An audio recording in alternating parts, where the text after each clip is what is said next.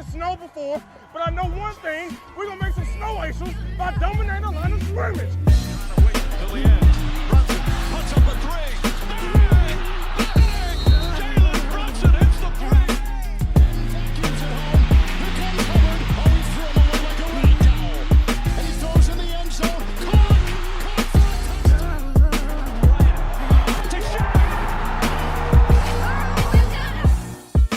This is the Mazz and Bad Show with Brandon Marrazzo and Charlie Baduini. And we are back with another one, July 17th, 2025. The Mazz and Bad Show's coming to you. My name is Mazz, M-A-Z-Z, joined by Charlito Baduini and producer Ant. And fellas, we got big money spent in the NFL, much deserved a 3-year contract extension worth $123 million, I believe 108 fully guaranteed to what I honestly believe is a top 2 defender in the entire NFL, TJ Watt. Yeah, highest paid non-quarterback in the league. This is the second time in his career it's happened. His previous contract was also the highest non-paid quarterback in the league. Well-deserved. Like you said, Mazz, a top 2 defender in the NFL. And whenever he's not on the field, you can see it. The Steelers' defense is not the same when TJ Watt is not lined up for them. This had been dragging on all summer long. There had been some trade chatter. Maybe the Patriots with all their cap space could swoop in, a team with some pass rush needs. But TJ Watt staying home, he's going to be a Steeler for life. And well-deserved contract. There's no contest from me. I think the Steeler Nation, all the welders out there, might have legitimately just deconstructed the entire city if they didn't get this done. I mean, you want to talk about things popping off in Pittsburgh? I feel like he's the only constant thing that they're always loving. And why wouldn't you? I mean, outside of Myles Garrett, the best pass rusher in the NFL. I love Micah Parsons, but I think TJ Watt is actually what people think Micah should be. And Myles Garrett is a beast. But then TJ can give you that pass coverage a little bit too. He's just a little more mobile, I feel like, so he really is the complete defender. And like, I dare somebody to name a better defender in the league right now, right? And especially with just the tornado and just the tumultuous tenure that is the Steelers over the past, 8 seasons now? It has just been somebody needs to be beloved, somebody needs to get the money, somebody needs the flowers, and why not it be this guy when he's not only a constant, he wreaks havoc week in and week out. Am I right? I just don't like that he's back in the AFC North as a Ravens fan. This is like the worst possible outcome. I was rejoicing at the fact that TJ Watt was potentially going to leave the division, but you know what? Props to him. Deserves this bag. And with everything that's going on in Pittsburgh, what's the one thing that Pittsburgh always seems to always try to invest their money in? It's the defense. And you're not going to let the best possible, I think probably a top 3 defensive player in the NFL right now. The only 2 guys I could probably put over him is Pat Surtain and maybe Myles Garrett. That's it. I don't see anybody in terms of being a defensive presence being ahead of TJ Watt. I'm sorry, Mazz. I know you're a Micah guy, but I'm not doing it. TJ Watt, the top 3 defensive player in the NFL. And I think this comes with the territory now. You're seeing these big contracts, especially with the new CBA and then the TV contracts. Everything's going to start getting ballooned. And for a guy like TJ Watt to be able to retain him and with the payroll that Pittsburgh has, they had the money to go out there and do it. And they got TJ back. So props to them. Yeah, no, I literally don't even have a problem with him being ranked over Micah, especially after what happened last season with Mr. Parsons, right? But I actually think top 3, it's obviously I'm never going to say top 3 is being disrespectful. I just think that he's doing more on the field than maybe Myles Garrett, like just because he's just a sack machine. But Watt gets sacks, he stops runs too. He can cover the pass a little better than Garrett does, right? Pat Surtain, bro. I just don't know if Surtain's better than him, dude. Bro. We don't see corners like that. Receivers are literally, there's videos coming out saying Pat Surtain is just a different breed at corner, man. I feel like the difference there is like TJ Watt's going to impact every single play. And I'm not going to disrespect Patrick Surtain and be like he's not a factor every single play he's on the field, but just position wise, it's hard to be more impactful than a defensive end on defense. You know what it is? It's the fact that you have to scheme for Pat Surtain, and maybe we're not going to pass to the right side of the field or the left side of the field depending on where he's at, right? But when it comes to TJ Watt, that's the entire game plan. right? Like, where is he? We need to identify him on runs, on screens, on passes, everything. Like, it doesn't matter. That's the read. Wherever he is, we need to find a way to either double, maybe even triple team it, and we need to find a way to avoid it. Like, he legitimately is a one-man wrecking ball. And as Charlie says, when he's on the field and off the field, you could see the dip. And we've seen that for Myles Garrett. And we've seen a Broncos defense at times without Pat Surtain. It's like, not that there's not a dip because those guys are high quality, but I honestly feel like when you see TJ Watt not on the field for the Steelers, it's a completely different team. He's that valuable. And not to mention, when your brother's, a Hall of Famer like JJ Watt, and there's honest debates on who the better brother is, and it's that close. He's that level of guy. This guy's going down as one of the greats, and I honestly think a 3-year 123, that's hell of a value, right? Because he's a little banged up here and there, but he's giving you some good ball, right? He's giving you like 14 games a year. You're not going to pay a quarterback for the next 4 seasons. I mean, you're paying Rodgers. You're only paying one wide receiver. Yeah. There's really, who are you paying if you're Pittsburgh right now? Like, there's nothing to go around, so you might as well just give a bag to a top 3 defensive player in the NFL right now. Yeah, my fault. Go ahead. No, you good. I was going to say that kind of goes back to maybe why they had to trade George Pickens in the first place, because they weren't going to be able to give him an extension with, paying TJ Watt, giving Aaron Rodgers the 1-year deal, giving DK Metcalf the 5-year extension. So, it kind of makes a little more sense, I guess, in that whole grand scheme of it. They are clearly locker room guys when they're thinking of who they're going to pay, right? I think that's just what it comes down to. Who do we prefer being around? Who do we see for the future? And who's been just giving us a headache, really, right?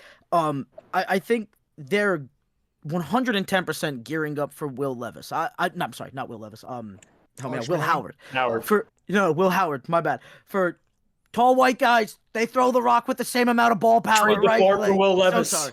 Yeah, so Will Howard, even though, what was he, a 5th-round pick? I really think that they see him as being the guy to be the successor going down. So it's like, hey, let's just keep things cheap. Let's just try to build for the future. The question remains, will Mike Tomlin be there? We know that Omar Khan just got extended, but now TJ Watt's going to be there for 2 years. I just wonder how the Steelers, not even the coaching staff, maybe even front office, just how are the Steelers going to look in 2 years, right? The only thing constant for sure is TJ Watt and DK Metcalf, right? So, I don't know, fellas.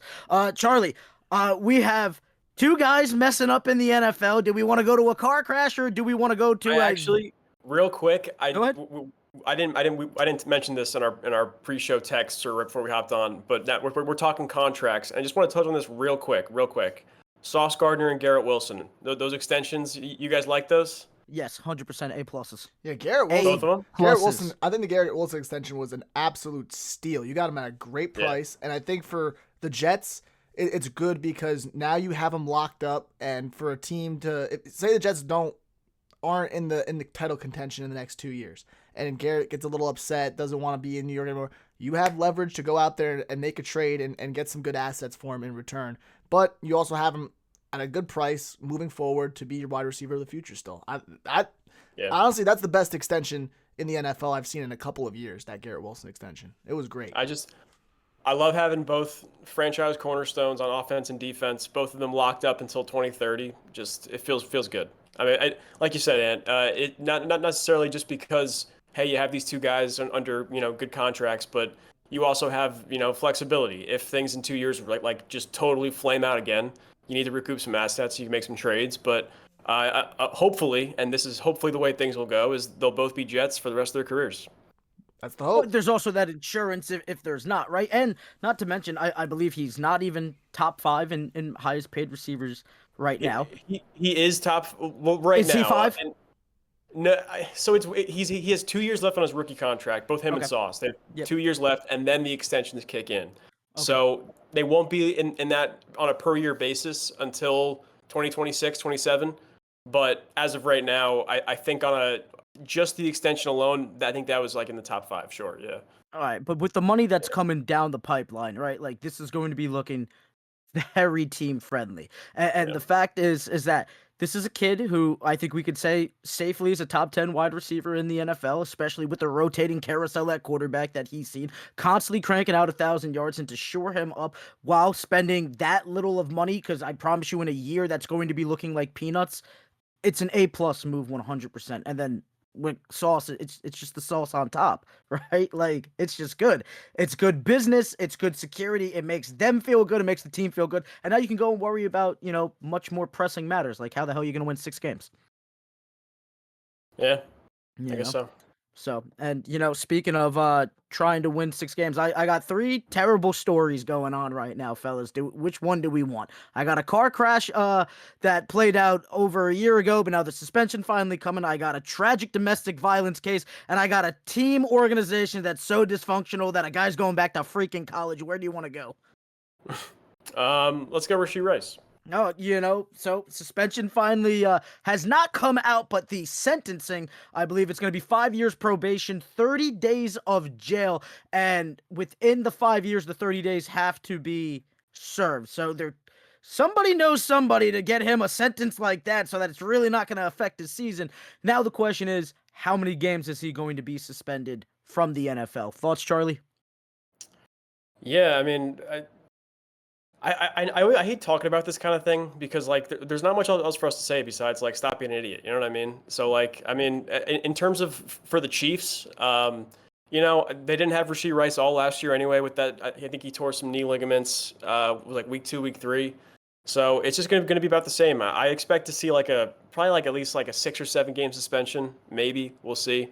But I think the Chiefs will be fine. They were fine last year without him, and having him back will just be, like you said, a little extra sauce on top, right, Mazz? Yeah, I mean, especially, having Xavier Worthy there, they're basically the same guy, I kind of feel like. So for any time that he's going to be missing, that's going to be made up with the speed aspect, I should say, right?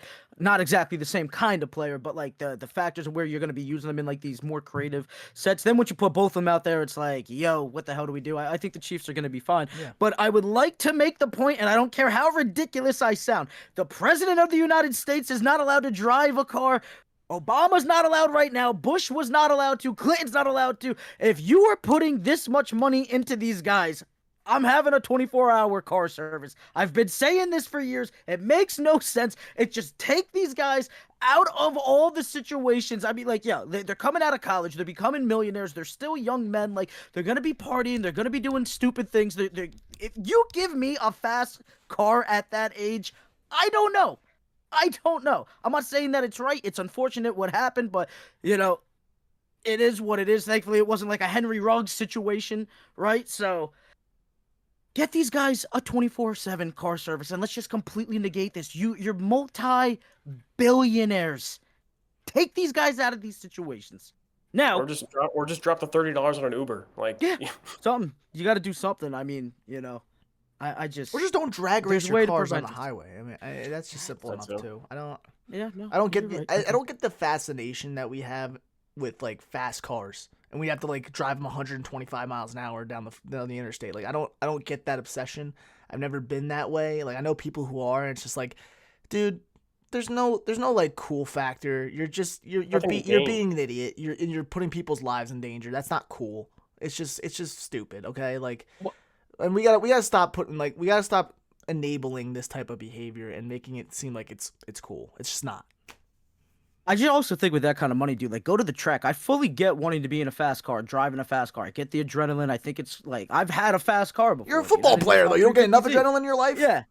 No, I get that. But it's God, dude, I had a 350Z. That thing was pretty fast. It wasn't no Corvette. It wasn't a Lamborghini. But that thing took off, and it's it was fun to drive it. But I've never ended up in a situation where it was criminal aspects, people getting injured, anything like that. But I get being a car guy. I get wanting to be in a fast car or something with a higher horsepower. But no, Ian, I think you're right. And there's just no excuses. Speaking of no excuses, Quinshawn Junkins just ended up in something crazy right now too. And I don't even know what the hell is going to happen with, let alone the season, let alone the guy's life right now. Because for the love of God, can we please just keep our hands off our partners?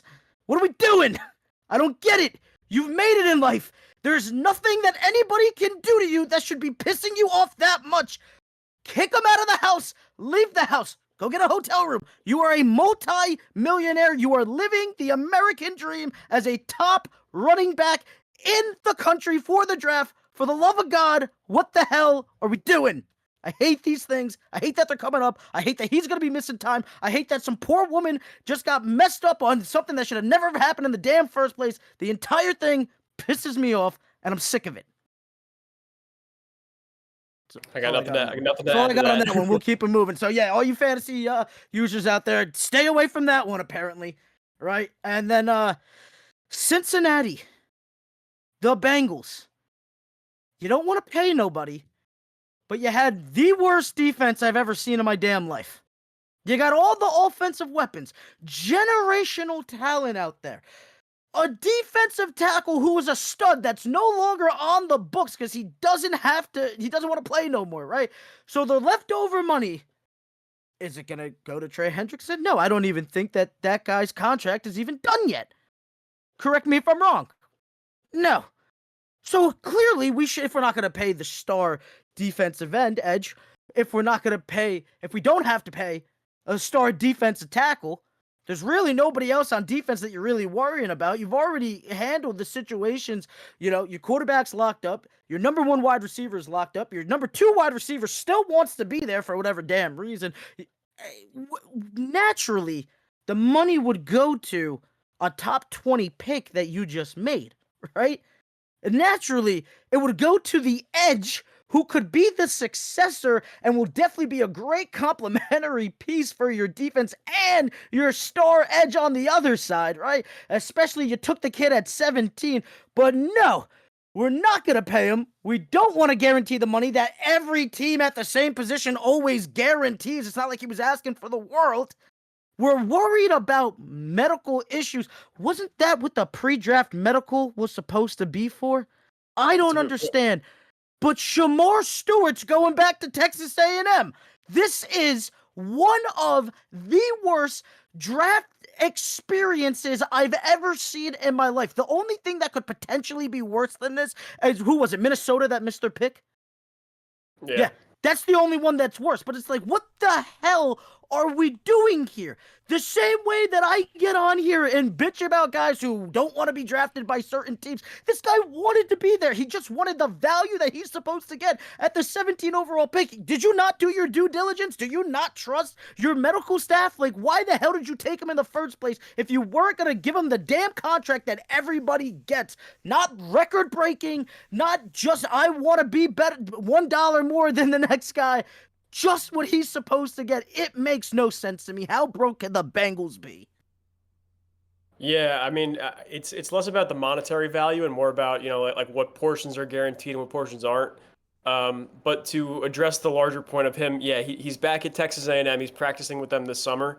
But the head coach of Texas A&M, his name escapes me at the moment, but Schefter reported earlier in the day that at his press conference, he said, it's not that he's coming back to school. He's just practicing with us to stay in shape while he waits for the Bengals situation to resolve itself. So I don't think the unthinkable is going to happen. It'll be the first time we've ever seen a player get drafted and then go back to school and come back out in the draft the following year. I think this will get hashed out eventually. I think, for the record, I think both Trey Hendrickson and Shamar Stewart will both be on the field for the Bengals week 1.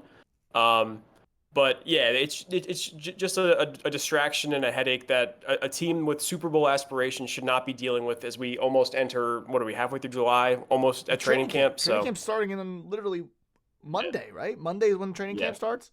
Yeah, Mike Elko, by the way, is the name of the Texas A&M coach. Thanks, Sam. Yeah, this is beyond. Like, no other NFL team is going through these struggles, and I've seen a lot of things. I saw the quarterback documentary that just dropped this past week, and there was all these discussions with Joe Burrow, talking with Zach Taylor on the sideline of that one Tennessee game and getting frustrated. I think that was just general frustration just boiling over with him in regards to how this team is being run. And we've talked about in past episodes, I don't know how much money the Bengals have in ownership. We don't know because they don't really generally go out there and pay players that often, and they've signed Joe Burrow, T. Higgins, and Jamar Chase to massive extensions. That's a lot of money you're tying up in 3 players. So we don't know what their financial situation's going into this offseason. And now you want to go out and pay your number one defensive player who just led the league in sacks a year ago. I don't know. The Bengals don't seem to me a team that has the money to go out there and just continually to willingly spend on every single player they have. I know you want to get Joe Burrow a championship, and you should be able to just draft a team around him, but you got to pay your rookies. You got to do what you got to do, and shorting up on these little insurance deals is ridiculous. And Mazz, you're right, man. This is looking like really bad from the outside to Cincinnati, to a team that a year ago was one good defense away from potentially being a number one seed in the AFC. So it's like, what are we doing over in Cincinnati?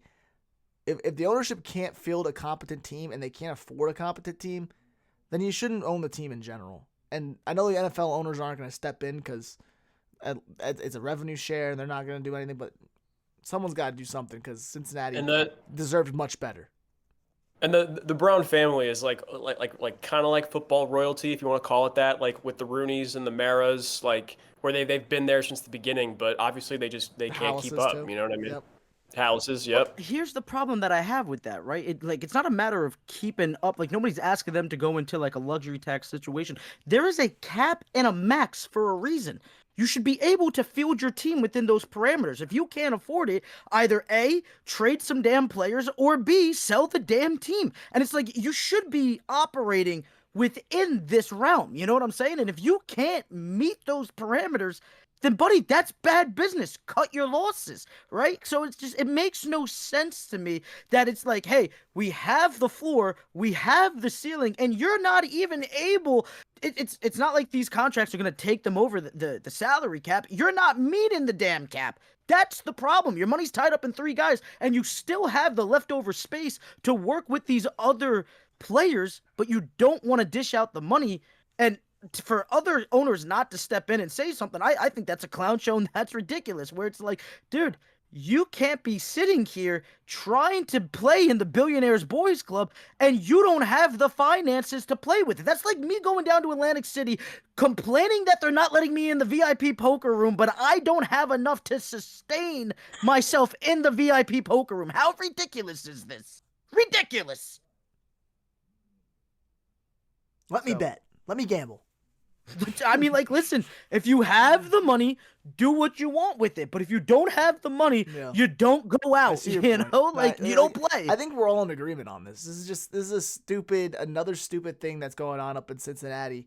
And again, Pittsburgh's getting their stuff under control. Baltimore's getting their stuff under control. Cleveland's starting to get their stuff under control, even with the whole Shadur saga that's going on right now, considering everything. Cincinnati's a team that should be well and away. I'm a Ravens fan, right? Cincinnati should be on par with the Ravens right now in terms of what they have capabilities on the offensive end. They should be right on par with Baltimore, and they're just not. So that's a problem, and I think that falls on ownership. Dude, there's 3 facets of the game, right? You can throw your money into offense. You can throw your money into defense. You should worry a little bit about special teams, right? But you got to worry about all 3 of them to some extent, and completely negating the other major half of the game in defense. I mean, we saw what happens. They had the best offense in the league, I think, right? Where it's just like Joe Burrow was putting up MVP stats, but he didn't have the wins to be in the conversation. So it's like, clearly you know what the problem is. How do you not address that? If I'm the rest of the team, if I'm Joe Burrow, if I'm T. Higgins, if I'm Jamar Chase, anybody else, how can I sit there and be like, yeah, we have championship aspirations. Yeah, we're all in. Dude, I might be thinking about somewhere else when my contract gets closer to it. Don't be surprised if other guys are looking to get out of the door because other teams are going to be looking to pay it because, like I said, there's a damn parameter. You know? And you know what? I kind of hope Shamar Stewart ends up sitting out. This is the one time I'd actually support that, refusing to play for the team that drafted you, because they're just screwing you. And I don't understand what the problem could be. You had due diligence. It makes no sense. But you know what? The Bengals are going to bangle, and we got more important matters to get to. Charlito, where do you want to take it, buddy? MLB All-Star weekend. Although I'll be 100% real with you guys. The only thing I watched was the swing off at the end of the All-Star game, because I was looking forward to seeing Pete Alonso hit some bombs, but Kyle Schwarber didn't even want to let that happen. So Jeez. I got listen. And then, Aaron Boone yeah, go is an ahead. absolute dummy for that, man. Dummy. You have the disposal of the entire American League bats, and the three names you come up with are Brent Rooker, who, okay, I'm cool with Brent Rooker. He's a good power hitter. Randy Arozarena and Jonathan Aranda, who are two contact hitters. Like, what? Come what, on, what, Cal Raleigh and Judge, what happened? So I man? think what the fuck happened? I heard that Judge was already on a plane going somewhere, taking like a little. Yeah, he was left? gone. He was because it's his like 7th or 8th All-Star game, dude. He doesn't have to stay to the end. He plays the first Fair. 3 innings. They take him out. All right, see you guys. I'm out of here. He left. He was on a plane. He's already going back to New York. And I'm pretty sure Cal Raleigh was still there, but he had just hit the home run derby last night and won the home run derby. And I think he was just like, I don't want to keep swinging, even though you're only swinging 3 times. Like, I don't know. It was kind of stupid. Aaron Boone, you had a lot more. You had Bobby Witt there if you wanted to. Bobby Witt's a freaking great home run hitter. I don't know. Like, it was stupid, and it just reinforced the idea that Aaron Boone has no clue what he's doing. And it was just, you know what? I'm cool. I'm cool. It was great. It was a fun time. I love the swing off. Great idea. And I actually came up with that idea before the All-Star break even did it. A few years ago, I said to a few people, I said, even for regular season games, like in hockey, you know how in hockey they do like the 4-on-4 overtime period in overtime in the regular season, and they do that for I think like 5-6 minutes. And if no one scores a goal, then they do the shootout. Do that with baseball. Do like 2 extra innings, 10th and 11th inning. If no one wins in those 10th and 11th innings, and just for the regular season, go to a swing off to determine a winner. I would love that. That would be so much fun at a baseball. Imagine being at a game in the 11th inning when like you have to send up 3 power hitters to the plate to like win a game. That would, and then like imagine like it's a 2-2 game. Then the one team doesn't hit a homer, and then you send out like Giancarlo Stanton or Aaron Judge to like be the 3rd guy, and he hits a freaking bomb. That would go crazy. I want it now. I want it. Everything's a walk-off. Everything's a walk-off. Every game. Every tie game, I should say. Yeah. But like no, I still say like in hockey does like the 5-6 minute overtime before you go to shootout. For baseball, 2 extra innings. That's it. 2. You play 2 extra innings. If no one wins in those 2 extra innings, then you go to the swing off. I love that idea. I want it now. It was great. Also, they introduced the ABS during the All-Star game as well, the automatic ball strike system. And they tested it the first time. Tarek Skubal in that first inning on, I think it was like an 0-2 pitch. It was a low part of the strike zone. Ump called it a ball immediately. Skubal went on the head. Check that. They threw it on the scoreboard. They said, oh, strike 3. Batter out. Quick, easy. I'm for it. I like the ABS. It's like tennis almost. Have you ever watched like a tennis event where they have like the little like computer ball, like the Rolex thing? I thought it was fun. I love these little changes. I love how they're experimenting in the All-Star game and in spring training. They're doing these things. It just keeps the game modern. It keeps the game moving along, and it's just brand new and bright ideas that I think if MLB wants to continue to adapt the game and shorten the game up and try to do things to keep fans engaged, these are cool little things. And the All-Star game this year was great in showcasing that. And they've been doing that in the minor leagues, right, Ant? The challenge on the pitches? Yeah, they've been doing the minor leagues. They actually experimented them, I think, for the first time 2 seasons ago down in the independent leagues, like the Frontier League, where I'm working this off season with the Sussex County Miners. They did in the Frontier League, they did in the Atlantic League, and the Pioneer League out in the West Coast. They started with the ABS, but now they're started doing it in minor leagues. Last season, I think was the first time they did in the minor leagues, and I think by next season, potentially, we could be seeing it for the first time in major leagues. I would not be opposed. So, it was fun. I love the All-Star game. Always a great time. There was always that controversy with the Phillies and going on with Jacob Misiorowski getting in for the Brewers. Only had 20 innings pitched in his professional career. But, like, since there was already a bunch of pitchers that couldn't pitch in the game already, they were just like, all right, let's just invite him to the All-Star game. And everyone was just like, why? And it just kind of goes back to that every team needs representation. No, right? the Brewers already had guys in there. Oh, yeah? Freddie Peralta's in there. I'm pretty sure they had a hitter in there, too. I don't think it was Yelich. It might have been Contreras. but like Forgive me the they extent of they my just needed an NL extra pitcher. Central They is just threw in a guy who had Cubs. 20 innings pitched on the year into the All-Star game instead of Chris Sanchez. It's kind of stupid, but I don't know. All-Star game was fun. Love it. Always a great time. Midsummer Classic. The best outside of I'll give hockey the credit with the Four Nations. Second best All-Star game in professional sports.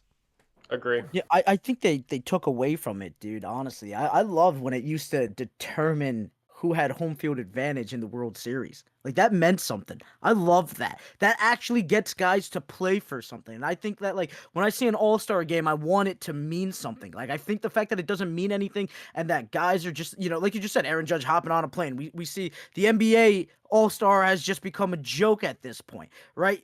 The NFL, right, with the Pro Bowl. I don't want to watch. I'd rather watch a damn skill challenge than watch the Pro Bowl these days, right? So it's like, I just think that the way that we've always done it, like, make it mean something. I want to see the best of the best go at it for just one day. Like, yeah, I can get that, the best team, but I want to see the top guys, because some guys are just stuck in bad situations. I want to see them actually get after it. I want an All-Star MVP to mean something. And Ant, when you mean the 2 extra innings, do you mean that just for the All-Star game, or do you mean that fully Regular season, he said. for the No, I regular say for season? the regular season too. I love it. So I just have a problem with that, right? I'm fine with that.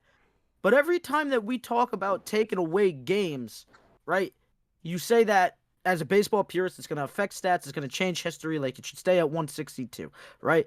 Wouldn't this change things, though, with How? it being why not? I think you're already changing the game with the freaking Ghost Runner in extra innings. But I think the Ghost Runner's terrible. I don't It's think that should be a thing But ever. I think instead you of the know? Ghost Runner, do 2 legit extra innings, and if it doesn't work out, then you do the shootout, like the home run swing off. It's like a shootout in hockey. Remember when I don't know if you guys remember this, but when they first implemented the shootout in hockey, I think this was like 20 years ago, maybe. Hockey fans hated it. They were like, "This is stupid. What is this? They're gonna decide the game on shootouts? Like, this is ridiculous." Now it's like one of the most fun things in the sport. So like, imagine like implementing this home run derby thing in extra innings, potentially moving forward, and maybe people hate it at first, but as it starts to gain more popularity, you start to see better, like, cooler moments. Maybe in like a big game it happens or something like that. People are gonna love it. It's gonna sort of adapt it. And then I think for the playoffs, you just go back to the purest form. That's what they do in hockey too. They go back to the pure form. Do they not have they have ties in the NHL, don't they, in hockey? No. They don't? Are you Yeah, sure? They don't do shootout didn't they might have just switched to that. I could have sworn that they just switched to that. No, they do shootouts. I don't know for sure. Yeah, I don't know. But listen, regardless, I'm fine with your idea. And I just like 3 things I'd love to see in baseball. With the shift, thankfully, already gone. We used to have those debates all the time. But, like, I think your idea is creative and I'm fine with it. I'm here for an automated strike zone because I think guys get screwed on, it's not like umps are consistent with their strike zone, right? Like, we've seen it change based on guys with them being a little vendetta-esque with them. So it's like, I think just getting that kind of a call. I still think you still have the human element. Would be good. You still have the human element. You still have umps calling the balls and strikes, and you get 3 challenges. So if you waste your 3 challenges on pitches that aren't balls or strikes, tough luck. You're out of them.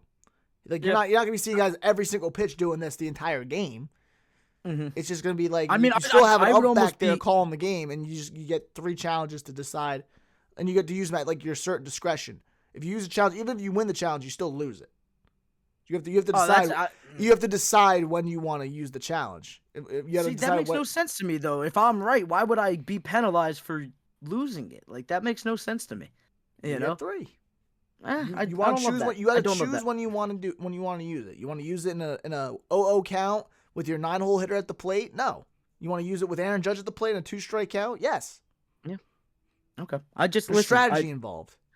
I get that, but then you know what? Give me one challenge to repeat that, and when I lose it, I lose it. I'd rather that. At least it's like I'm rewarded for it. Like, to lose my challenge when It's like like a it's good. Listen, timeout. I'm for a complete automation at this point for just the strike zone. You can leave umps everywhere else, but I'm here for a complete automation. I That's think that never is going to happen. Something I'm telling that you right now. I know The MLB I ump don't say union never. is so strong. That's never going to happen. Never. Well, listen, it should, because some of these umps are trash. I don't think we always know what the hell we're doing when it comes to baseball.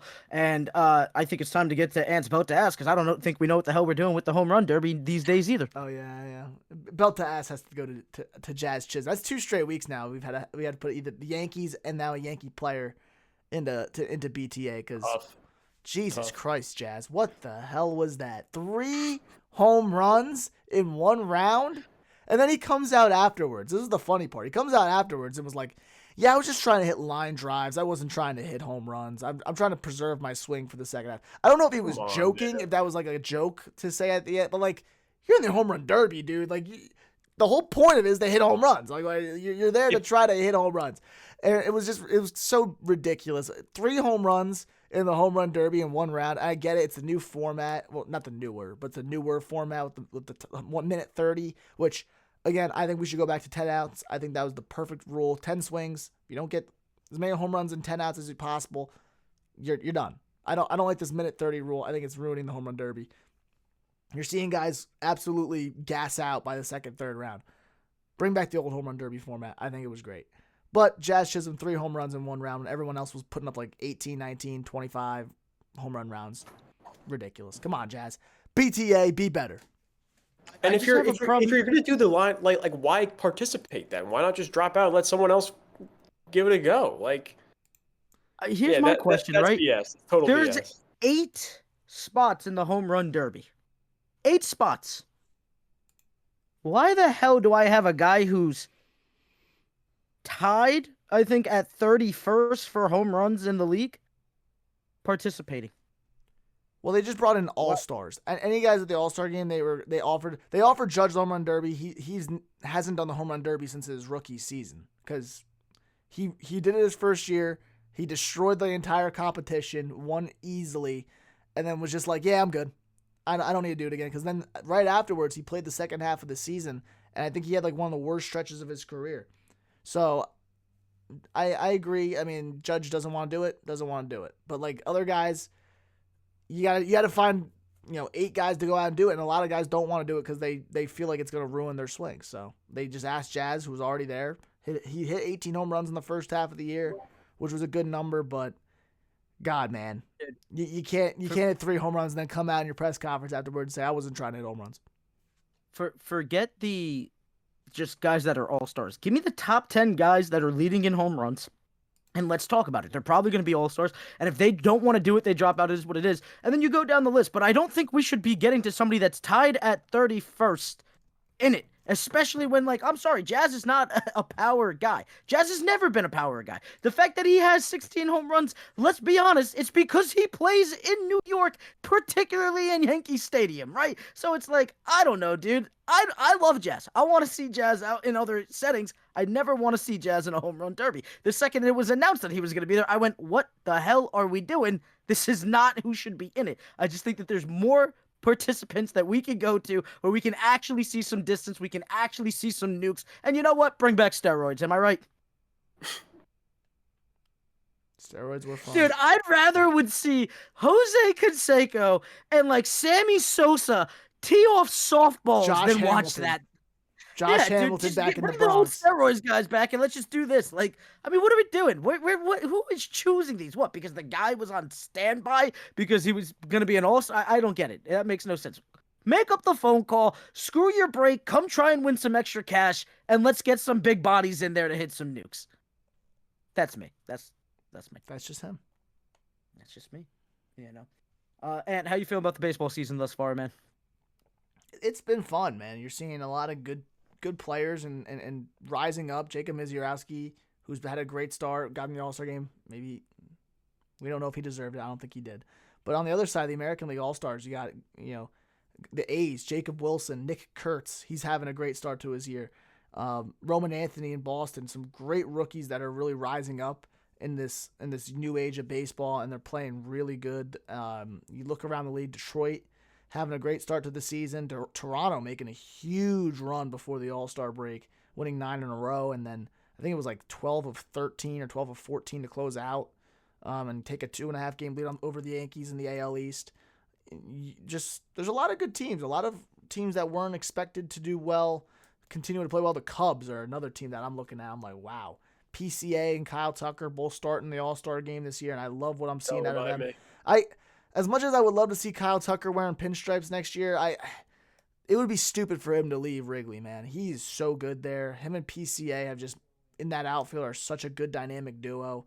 I could see the Cubs being dominant in the National League, not only this year, but next half decade, maybe more. They're so talented. They're pitching so good. Shota Imanaga headlining that rotation. I love what I'm seeing from the Cubs. NL West has always been competitive. The Dodgers, once again, are the Dodgers.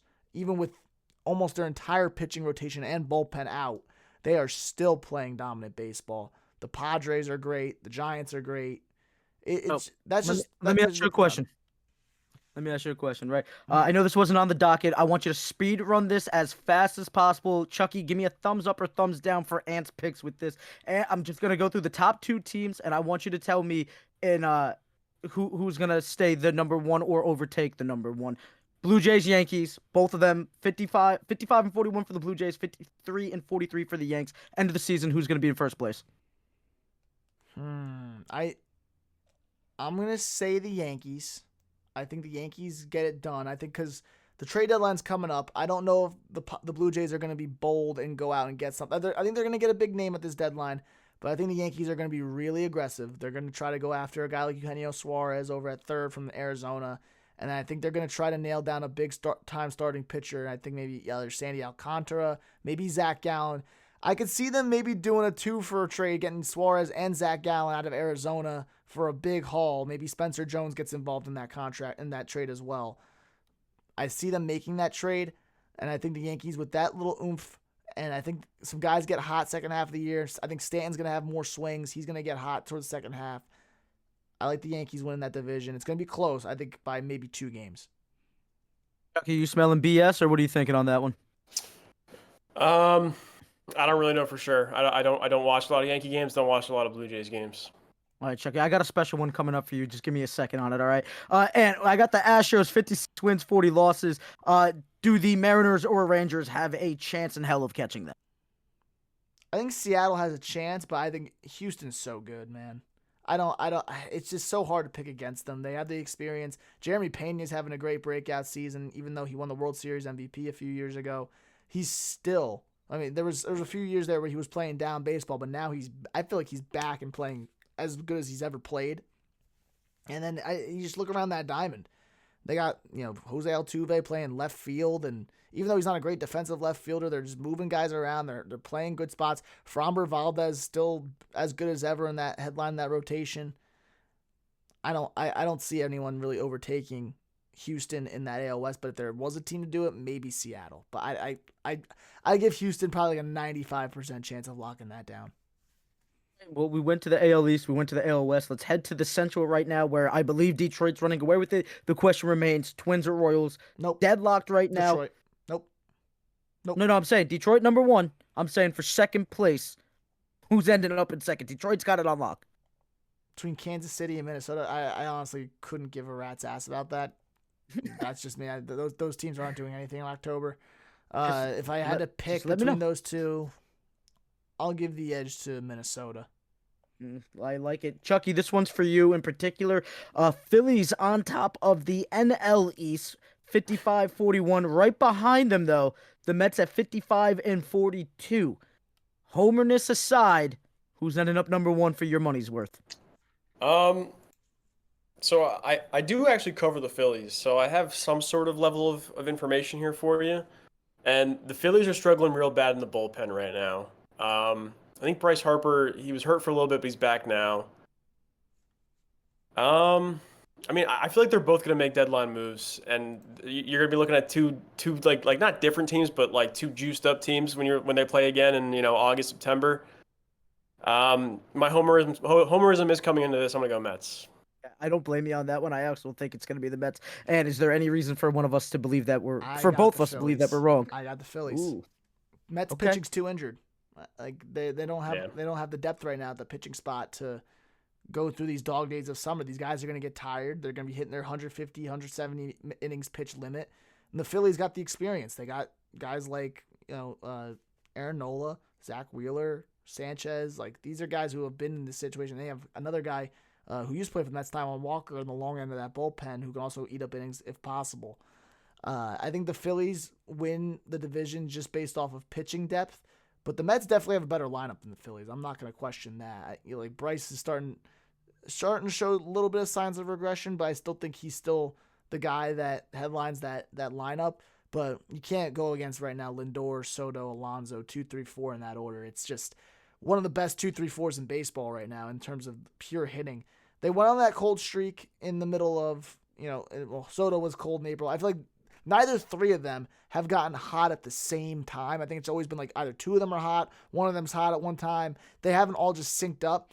I think maybe you'll see it here in like the later stages of July, early August. They'll get hot together and you'll see the offense balloon and they'll maybe overtake Philly for a few games there in that division. But I think Philly with their pitching depth is going to be able to pull away at the end of August and September.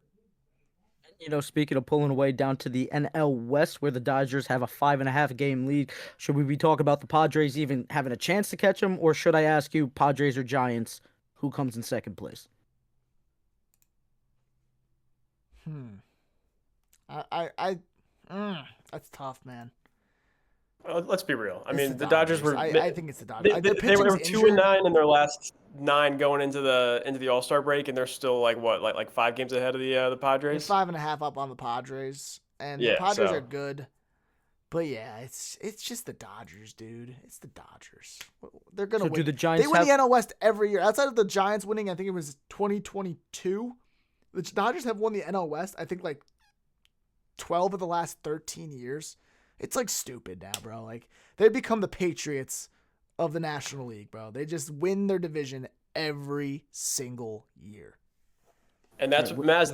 That's what's coming your way. Mark Walter money. Chucky, I'm so sad. I'm so glad that you just said that, because it's like, although I don't like the Dodgers, but it's like, hey, as long as they're doing good, I'm gonna get a little bit of that juice coming from my basketball fixes, right? So it's like I can't wait for it. So obviously, Dodgers running away with it. Second place, Padres or Giants? They're literally a half a game difference. Who's ending up in second place, Ant? I'll give San Diego that edge. They have the experience on their side. I'll give it them. I'm a big Padres guys, just because they're unique.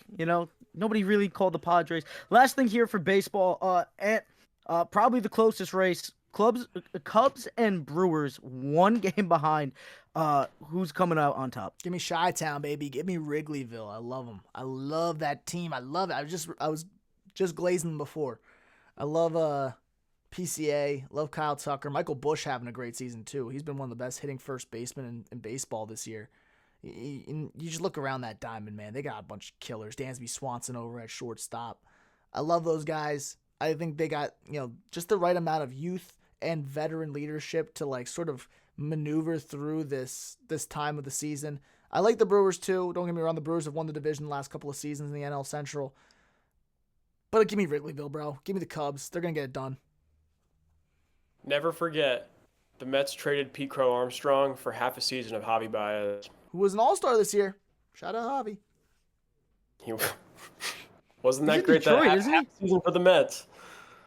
Is he still in Detroit? Stop it. No. Javi was pretty good with the Mets that half year. There was just a bad rap because he flipped off the fans, man. He thumbed downs the fans. Like, that was the bad rap with him with the Mets. He actually was not bad for that half season. He almost like ruined Lindor for the Mets. Like he was like this close to like turning him to the dark side. It was touch and go for a bit there. That was not that was like the first season where I was like I've been actually hearing like paying rumblings that attention. the Mets might make Lindor the captain. I did see that David Wright. It's like David Wright weekend, and he's gonna come out and be like the next captain of the New York Mets, and it's gonna be all. Lindor. I love it. It's all fan service, bro. The captain position is now like all fan service in baseball. Yeah. I mean, but who would you rather have be captain though? Nobody. It should be him, right? Soto. Yeah. I mean, I guess you could make a case for Pete Alonso just because like the tenure. And he was homegrown too. He wasn't. Yeah. So. I think they get it right if they give the nod to him. It all depends. You got to figure out your rosters. You got to figure out your, fellas. It makes a difference not only in baseball but also makes the difference in football and even basketball. And speaking of basketball roster moves, we're gonna work our way up, starting with the smaller one first, which isn't even that small because 20 points at any moment has just made its way to the Clippers as Mr. Bradley Beal is joining James Harden, Kawhi Leonard, and Brook Lopez, and as Ant likes to call them, the Green Mile Clippers are complete. Does Nothing? not move the You got needle. nothing on it? Nothing. The Clippers are going to be the exact same they were last year. Kawhi's going to miss half the season. Bradley Beal's going to, whatever. James Harden, whatever. I like Zubac. He's a great piece going forward. But other than that, this Clippers team is literally Steve Ballmer's got a new arena. He needs star power to fill the seats, and he's bringing all these guys in, and they'll be good. They'll make the playoffs, and they'll get bounced in the first round. That's what it is. The Dude, Green you know, Acres they Clippers. You got had it a wrong. Green chance. Acres Clippers. It's the Oh, my bad, retirement what I said, home. the Green Mile? They're the retirement home of the NBA, man. Kawhi, Harden. Like, this is all like this was 2018, man. Oh my goodness, this team would be Oh yeah. number one They seed. couldn't in the afford this Western team. They Conference. couldn't afford this team in 2018. That's the difference. Like, those contracts were so big, you could not get that all on the same squad. Especially with Nicholas Batum, who I forgot to mention on top of it. Like, those contracts would just be ballooned. But yeah, and I mean, this is like a 2K. You took the salary cap off. 2018 dream. So, I mean, just to get Kawhi and Harden on the same team. But how bad was that Suns tenure, fellas? Ugh. Is Bogdan Bogdanovic still there too? Bogdan? No, I I know don't believe Bojan just so. retired, right? Yes, he is. He's yes, there? he is. Oh, He's dude. bro. The average age of their team has got to be like 33 years old. I swear. Jesus. Dude, that is hey, They had experience, Shea, man. right? They But, had Shea. They did. yeah, they but nobody had knew Shea. he was gonna be that, man. Like, He was fantastic, dude. I mean, Did you know he was gonna be an Yeah. MVP? Me? no. Probably Okay, not. no. No one did. No one did. It's still in hindsight, it's Oh. one of the worst trades in NBA history. Fellas, a little hip hop news that ties us in. You guys see Drake covered up his LeBron James tattoo and replaced it with a shy one? Fuck Canada. Who cares? Oh Jesus, here we go. Well, Chucky's never getting a job in Toronto after that one. Let's get it going. Unless you're gonna be like Toronto's favorite villain. Maybe I should start watching my mouth in this podcast. Just a little bit. Just a little bit. We can edit that. Don't worry. But hey, it's Canada. It is what it is. But fellas, Damian Lillard now coming home. Love it. Ant's very happy. Charlie very happy. I might be the only one that's a little salty about it, if I'm being honest. He's not even gonna Stop play with this the year, dude. singing. What? He's not I even know. going to play this year. So, I dude, trying to ring chase at age 30, 35, 36, coming off a torn Achilles. No, dude, do the right thing. Go home, rehab at home with your family where your kids still are, which is why he hated going to Milwaukee in the first place, because his family still lives in Portland. He's going home. He's going to rehab there for a year. He'll be back. And I honestly love what Portland's doing. They're not going to be great, but they're bringing in all this veteran leadership with Drew Holiday. Dame's back. I'm missing some. Jeremy Grant's still there, who's been around the block. I think they're moving in the right direction. It's slow. It's at a snail's pace as of the moment. Love Chauncey Billups as the head coach. I think they got a bright future. Just really would have liked to see Dame take, especially with things not working out in Milwaukee. You are 35. You've made the money. This is the time to ring chase after you rehab, man. Go to Oakland like you've always wanted, man. Go be a warrior. Be a 6-man off the bench. Get in that starting lineup every now and then. Go be with some talent and let's go give you your flowers, man, because he's given us moment after moment. He's given us season after season where it's just like, yo, he's phenomenal, right? He's Ant's all-time favorite player, if I'm not mistaken. Correct me if I'm wrong, Ant. From this generation, yeah. This generation of basketball, Dame was my favorite.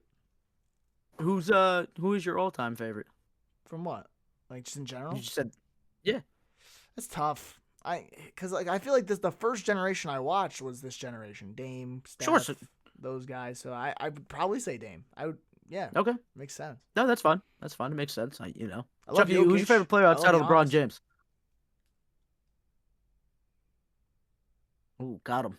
Outside of LeBron James, Jalen Brunson. Yeah, outside of LeBron James. Yeah, it's I probably mean, Jalen. it's probably Jalen Brunson. I haven't really put too much thought into that. Yeah. I really haven't. Has there ever been a guy that got you to really root for them not playing for your teams outside of Braun? Before the resurgence of the Knicks era, I loved the Sixers when they had Embiid, Simmons, Jimmy Butler for that one season. Mm-hmm. I remember being really pissed off when Kawhi hit that bouncing 3-pointer in Game 7 of the semifinals. Dude, But I forgot Jimmy was on that team. I remember Jimmy was on the 76ers. I forgot that Jimmy was on that court when that Yeah. shot was hit. That's insane. Dude, they should have won the finals that year. Shoulda, coulda, woulda. But, just got to go all in for one season, and it just might pay off if you make the right moves, man.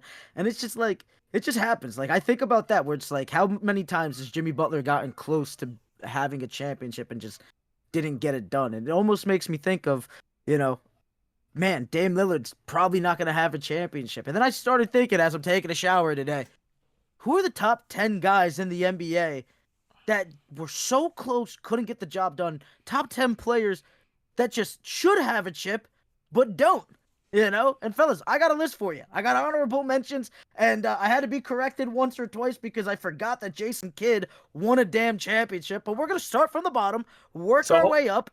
Real quick, can I give my personal number one before you get to your list? I want you to hold on to it for me, and let's see if we line up for it. Okay. right. I didn't go through. I didn't like do a list in my head. I just when you said this, there's only one player that pops in my mind when you say the greatest without a ring. So go ahead. Okay.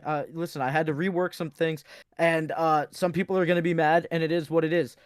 Honorable mention, starting from the bottom, and the order, it's a little shaky. I'm not dead set on it. I could absolutely be talked about it, but I think the 10 that I have are the 10, and I don't even, we can debate it, but, you guys know I love debating, but this is what I honestly think that it is after talking it out with some buddies, right?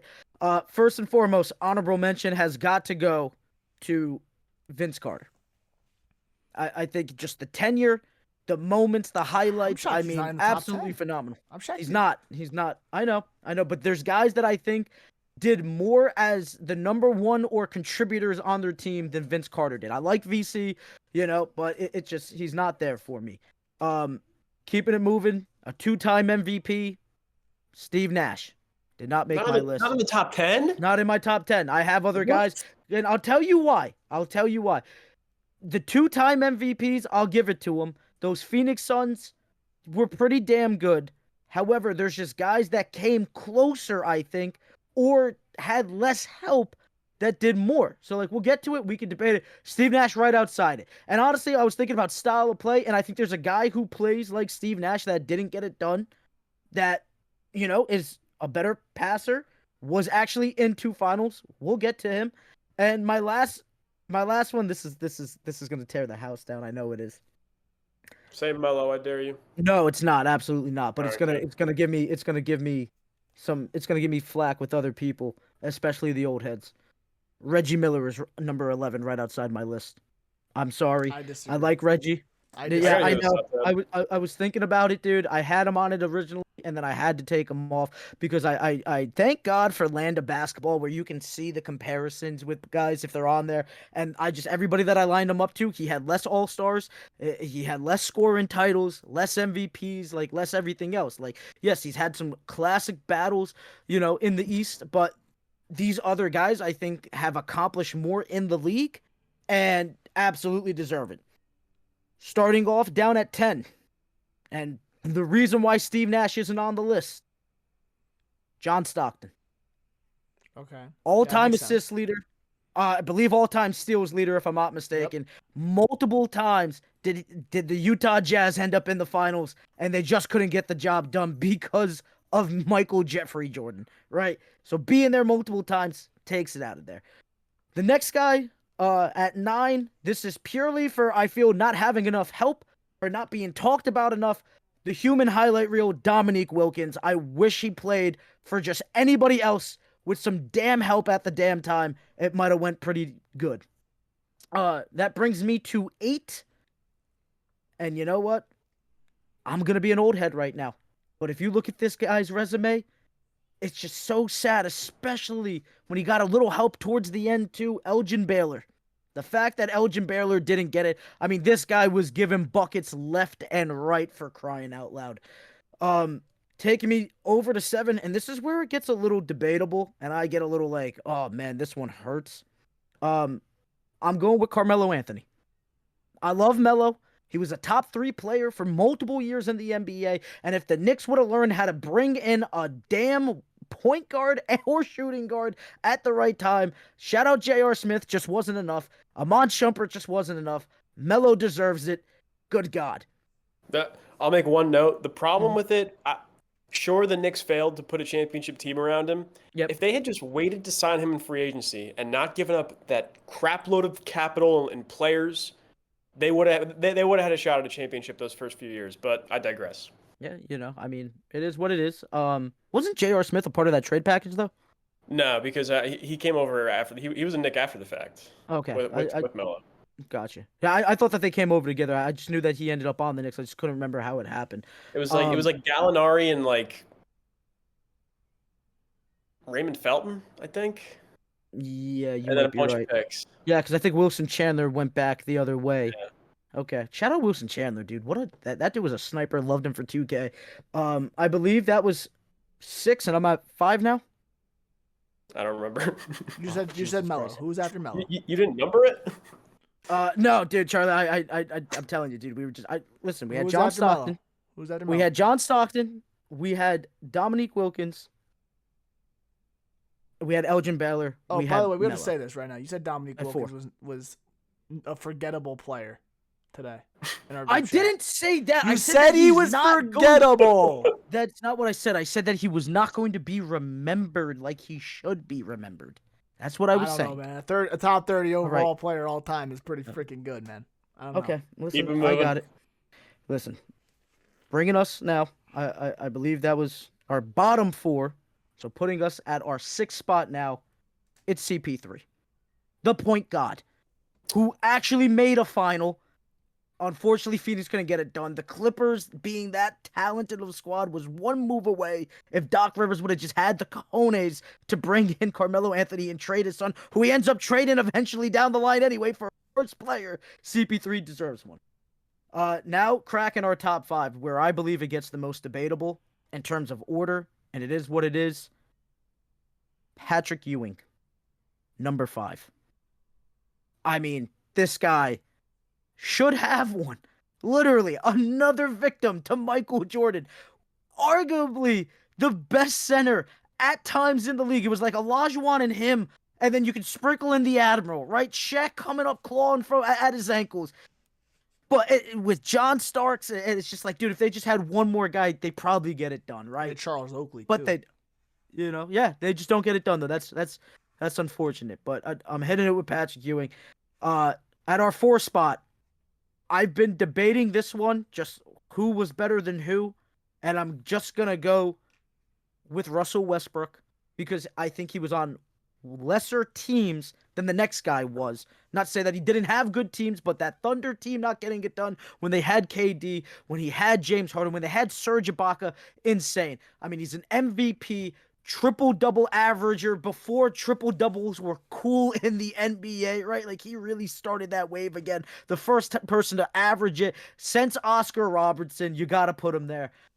And then I have James Harden right above him because those Houston teams should have also potentially have gotten it done and they just couldn't get over the hump. But they had Melo, they had CP3, and they had James Harden, a multi-time MVP. They legitimately were the other team that popularized the small 3 ball, changing the game as we know it, and they just couldn't get over the hump. So James Harden ends up being there. And now, fellas, I believe our final 2. And however you want it, it is what it is. It's Karl Malone at 2. Guys, 3rd in scoring all time, multiple times in the damn finals, multi-time MVP if I'm not mistaken. Correct me if I'm wrong. I think he has 2. Definitely 1. And, listen, you can say what you want about the guy off the court, but on the court, dude, the mailman doesn't get talked about enough. And he was awesome, right? On the court. And now the one guy where this might just be because they bust his balls every single night for not being on it.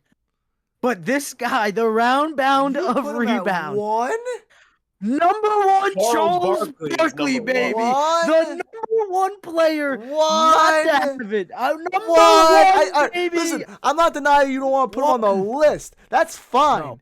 1? Charles Who's number 1, Ed? Barkley. Who? Karl Malone? Yes. Wait, Stop fellas, I messed this, it up. bro. I messed it up. I think I forgot one. Because it's on the list. No, it's on the list. I Over forgot one Harden? person. No, I forgot somebody at my, I think my 2 spot, really. I should have had Carl at 3. I messed up my things. Allen Iverson is on this list. Allen Iverson is up there. I don't care. Give me AI. Yeah, but give number me one is Charles AI over Barkley. Chuck. No. Give me No. Harden over Chuck. Give me Malone No. over Chuck. No. I'll give you all three of those over you're Charles tripping. Barkley. Hey, you're Charles tripping. Barkley was a star of his time. We have to be reminded of it every time you put on TNT, now going to be ESPN. They remind the guy, it's like him not winning a championship is such in the forefront of my mind and America's mind. Not only America, Europe, Asia, South America, Africa. If there's anybody tuning in from Antarctica, it is at the forefront every damn time. I just Charles forgot. What Barkley about- not winning a ring what about is T-Mac? crazy. Yeah, T-Mac's also. He's there. T-Mac can be on this list, but fellas, I think I messed up. I don't even know if I have 10 on it right now, but T-Mac was definitely there towards the bottom. This is what I get for not writing it down in order. But yeah, T-Mac's definitely on that list. So just to confirm, I should just be to towards the confirm- bottom too. no, you're crazy, dude. Four-time no. scoring champ, had no help. If he had one other guy, they probably beat Shaq and Kobe. You don't know. He stole the game. He needed just one other game. guy. He stole the game. Good for him. And he had Defensive Player of the Year Dikembe Mutombo on his who team. was like 34 at the time. And he still won Defensive Player of the Year. Because they valued blocks so much back then. The guy who won Defensive Player of the Year had all the blocks. Where it's like, no, it's metric based, as it should be, right? Like, getting blocks is cool, but it gets you out of position. But, like, name a second option on that team for offense. Eric Snow? That's Eric what you want to Snow, hit me with? baby. Charlie, you don't even remember Eric Snow. That's Mazz's unc's age, bro. Come on. Yeah, dude. Like, It's just the way I think about it with Charles Barkley is he also never had the talent. Around him. He had Julius freaking Irving. Okay, And Moses in Philly, Malone. He never had for the first talent. 3 years Stop of his career. this. He They were old dragged men. that Phoenix team to the finals. I'm with him on this one. Keldon Johnson I'm with him. didn't exist. So, listen, just to I confirm. mean, he had an okay season. He should have bet listen, that series. I just watched to The Last confirm- Dance. But you can't say he had nobody. He had people around him in his career. He did. He went with just to he confirm- played with Hakeem Olajuwon at the end of his career, and was At the end of his career. and the reason why they weren't successful those years was because of him, because he was fat and out of shape. So don't give me Charles Barkley at number one. Do not say he had no help, because he had so much help in his career. No, I disagree. Give me Harden. I disagree. Give me Karl Malone. Give me AI. Give me those three over Charles Barkley. I'm happy to put him at 4. Listen, but one is Karl Malone, okay. crazy. Just Harden. to reiterate, all right? Everybody calm down. I knew this was going to cause a stir with one of you. I just didn't know who was because going you to know hate it was it. a bad take. It's not a bad take. I literally have Chucky agreeing with me right now. 2/3 of the show thinks it's a good take, damn it. Bad take. All right? This is a bad take. It's not a bad take. I love it. Charles You- Barkley, but he's not the you best are- player to not you win are a not ring in NBA reminded. history. I think he is. No. I think he is. I No. think he is. No, You no, know? no. And that's just, I don't think it's just because Karl Malone was playing with John Stockton. That's why. Maybe if Chucky Second most points in had the him. history of basketball. Actually, third now. Yeah. He finished with I get it. Finished with second most. Sure, but Y- like, that Charles has to Barkley- hold some weight. I'm That has to hold reminded some of weight. it every time I watched Inside the NBA. What do you want from me? You know So what? You that's got such a problem. That's it. You're Just on because you have Make the list. propaganda in your ears means whatever. it makes Listen. sense. That's Listen, that's I terrible said we argument. could debate the order, but these are the 10 guys. It is what it is. All right, Just yeah, that's to fine. reiterate- That's fine. Just to I'm fine with reiterate, 10. and I still got him one. Charles Barkley's not But just, one. He's 4. Just to reiterate the list, and Ant, maybe we can make a graphic. You let me know. It's up to you. I know you're a busy man. I gotta But, be in Atlanta listen, tomorrow, brother. yeah, okay, fair enough. We'll figure it out. But just to remind everybody, John Stockton, Dominique, Tracy McGrady. Who else do we have on there? Melo. T-Mac never even won a playoff series. Dude, 2-time scoring champ. 2-time scoring champion. Multi-time All-Star. More All-Stars, more NBA, All-NBA teams than Reggie Miller. He deserves to be on the... What about D Rose? Dude, it's just, he had one MVP. And I love him. But there's other guys that were more deserving. Okay. That's just it. I'm not saying that he doesn't. Dame's not even on my list. Dame Well, that makes deserves sense. it. Yeah, no, I wouldn't put You Dame know, on this but list. like, I you love know, Dame. I don't think Dame's He's not over. Dame's not over any of these guys. No, personally, absolutely not. You know, I'd put Dame over T-Mac. you don't remember T-Mac, bro. You don't remember. I'm telling you. You this have guy no was idea the how good deadliest- Tracy McGrady was. Bro, Chucky, you got to watch the highlights, bro. You got to go back and see it. The man was a You have menace. no idea how good Tim Was a Duncan menace. was. Well, listen. Right, Never showed right. up in the playoffs. Let's hold on. Let's just talk about this for a second. Vince Carter and him are up in Toronto, right? They're cousins, but there's a little bit of a split. They end up choosing Vince over him, and it might have been the wrong decision because Vince never did anything more than Tracy. Tracy then ends up in Orlando, and if Grant Hill doesn't have a broken down body, maybe he ends up doing more. And then he ends up being over in Houston, where he's got Yao Ming, I believe Shane Battier, some help finally. And then And what do you Yao's do hurt with all it? the damn time. What's up? And what do you do with it? And Yao's hurt all the damn time, and they don't get over the hump. And then Tracy's body starts, breaking down. But in those times, we had 2 scoring titles, multi-time All-Star. This was the baddest guy Hold on, I on have a an court interesting one. outside of Kobe I have an Bryant, interesting man. one that you didn't include. Who? Paul George. That would have been better for me if he would have done more. Everybody on this list have more All-Stars, or I mean, they Paul have George is a DPOY. they have an MVP. They got Really? scoring titles. Like Paul George with those first Indiana Pacers teams with like Roy Hibbert. I think Danny Granger was just there towards like the end. Grant Hill. Those were dope teams, dude, but they just couldn't get the job done. That's my top 10 list, and it is what it is, So, like, you can at me, but it's absolutely whatever order you want. I do not care. It's Charles Barkley. It's Karl Malone. It's Allen Iverson. It's James Harden. It's Russell Westbrook. It's Carmelo Anthony. It's Tracy McGrady.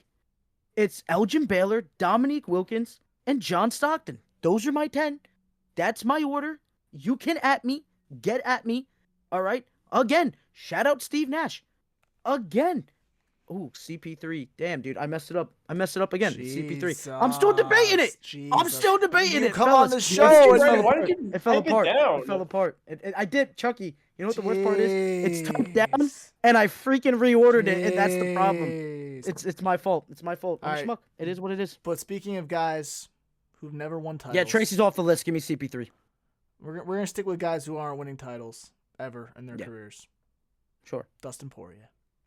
Gotta shout him out. What do you mean, dude? He's gonna have the BMF title when he walks away. Yeah, he was also an interim champion, but he was never undisputed.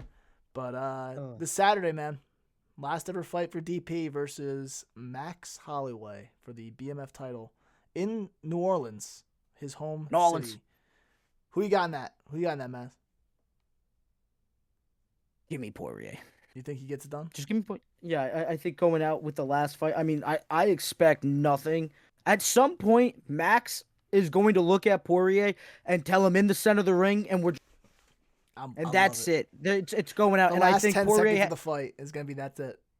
Whoever I goes just down. feel like I think Poirier's got the bigger build. I think there's going to be more power on his side, and I think that when they get into just a stand and bang, I think Poirier's chin's going to hold up just a little bit better. But I love Max, and I'm expecting a knockout, and it's going to be forget MMA. We're just going in there and we're just throwing haymakers watching it? right in the center of the ring. I'll be in Connecticut, probably not, but I'll find a stream somehow. I'll pay for it. I'll pay for Listen, it. Dustin Poirier, And former interim I'll be champ, FaceTiming you. Hold it up to the TV. former BMF guy. Listen, one of the best, bro. Last time he gets to walk out in New Orleans, Mazz, I know you're gonna hate me for this, but I gotta do this. Shush. Don't you dare do it. Shine ahead. bright like a diamond. I hate This you is it. so much. This is the last time the diamond takes That's it. the octagon. So UFC 318 in New Orleans. I'm taking. I will say. I'm taking Max, bro. I'm be honest. I'm taking. Is it Max. at the Smoothie King Arena? Yeah, it is. I'm taking Wow. Max, just because Max, the first time he's fought Dustin twice before, and Dustin won both of them. Once at featherweight, once at lightweight for the vacant title, and then that fight Dustin won. That was because Max wasn't a true lightweight at that time. He was still a featherweight. I think the last time he fought at lightweight was against Gaethje a year ago at 300, and he looked much better, looked much more built, much more ready to go at lightweight, and knocked out Gaethje, who's generally a guy with a pretty good chin. So it's like I think Max has learned to take that weight jump up to 155. And I think he's younger. He's still got a lot more to fight for. This is just Dustin's retirement fight. After this, he really has nothing else to do. Max at least still has a chance at winning the Damn. lightweight belt if he wants. That's why I think Max is gonna win. There's just something about going out one last time though, where it's romantic. It's romantic for me, man, and I kind of want to see Dustin get it done, but like, it is what it is. Chucky, you gotta get into sports, buddy. We gotta get more into combat sports. I know, dude. I know. Boxing's cool. It's gonna be a big I just, boxing. I Canelo just Crawford? forget, dude. Like like Saturday night, I'm like You already know by who I'm rocking midnight, with. I'm like in bed going to sleep. I'm like not thinking like, oh shit, UFC's tonight. You know what I mean? I gotta fix that. Do you have like a favorite like boxer and or UFC fighter Favorite outside of what's Pereira? help me out here? Yep, there it is. Pereira was fun. He was a novelty guy. Just got knock people out. I like Holloway a lot. I think he's fun. I love Ilya, bro. I think Ilya is probably my favorite. I don't know. He's just cold with his predictions. Like the before the lead up to the Charles fight a month ago, he was just kind of like, I feel sorry I have to knock this guy out. He's such a good guy. Yeah. I feel so bad that I have to knock this guy out. And then he gets into the ring and knocks him out in the first round. Like, that's cold, bro. That is just so, like, I love that stuff. I love guys who are just, like, so confident in their abilities that they're just like, I'm sorry I have to do this to you, man. I'm sorry. Like, that's Sorry. so so cold, sorry. bro. I love it. I love Yeah. Ilya. He's probably my favorite. Oh man, I was a Masvidal guy, man. I love Masvidal, but when it comes to boxing, dude, I Nate like Diaz. growing up. Nate Diaz. Roy Jones was my favorite boxer growing up, but I'm at the point where it's like I love watching Canelo fight and Chucky Canelo Crawford. We'll figure it out. Maybe we do a watch along. I have no clue. We'll figure it I out. used to like Manny Pacquiao back in the day. Oh, Chucky, giving me something. Thank you. Pacquiao's Okay. come back this Saturday. Oh, Is he dude, this actually? needs I think to it's this stop. Saturday. It needs to He's stop. like 48, isn't he? It needs Good to for him. stop. Well, the thing is, they're Dude, not going to stop. Like, this is Well, a good he's- paycheck, man. He's no. It has nothing to do with the. Yes, it has to do with the paycheck, but normally I believe the last like couple of times, multiple times, Pacquiao is a mayor in the Philippines, and I'm pretty sure he takes his purse and gives it to like the city that like he's the mayor of, so or town, whatever it is. I'd have to do more research on it, but Pacquiao's a goat. And got a great heart, obviously, but buddy, I don't want to see you trotting out there. I mean, this. Oh, it is what it is. UFC, everything, fellas. That's an episode. That's a wraps. We'll be back next week, and hopefully we got some big breaking news because, fellas, the dog days of summer are here, and I can't even do a top 10 list without messing it up.